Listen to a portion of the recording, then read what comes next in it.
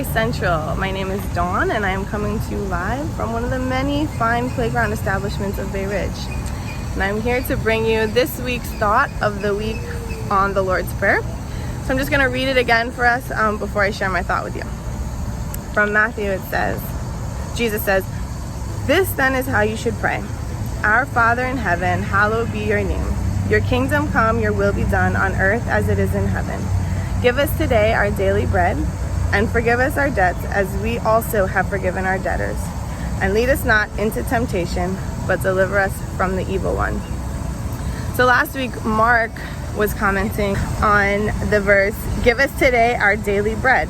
And just mentioning how God is Jehovah Jireh, our provider. He provides our daily bread.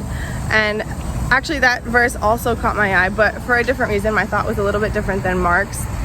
If you actually read the verse that's just before Jesus starts the prayer, it says, two verses before, it says, "And when you pray, do not keep on babbling like pagans, for they think they will be heard because of their many words." And then verse 8 says, "Do not be like them, for your Father knows what you need before you ask him." And then he says, "This is how you should pray," and he goes into the prayer.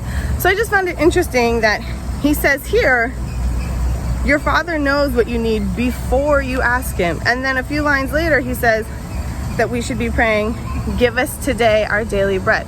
So if God knows what we need before we ask him, but we're also then taught to pray that he would give us our daily bread, then that would lead me to believe that we're not asking God for our daily bread because he doesn't know our needs.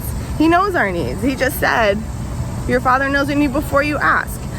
So the fact that we're asking daily for our daily bread, asking of a God who already knows our needs, then I feel, my thought is that then that's an indication that this is more about us and the condition and the position of our hearts, rather than letting God know, hey, this is what I need today. He already knows.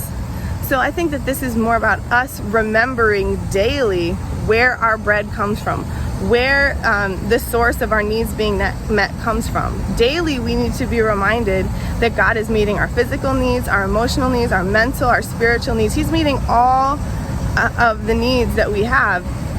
And we can often feel like we need to meet our own needs, and that those things need to come from ourselves, and we need to look out for ourselves. But this is a reminder that daily we need to come before God and say, I need you to meet my needs today. I am a needy human being, God, and you're the only one who can meet those needs. So that was just my thought from reading through the Lord's Prayer several times over the last couple of weeks and just meditating on it. Daily, let's come before God and say, we need you to meet our needs today. No matter what they are, daily, let's bring those requests to God, because he knows what they are and he wants to meet them for us. So have a great week, guys. You want to say bye? Bye. Bye.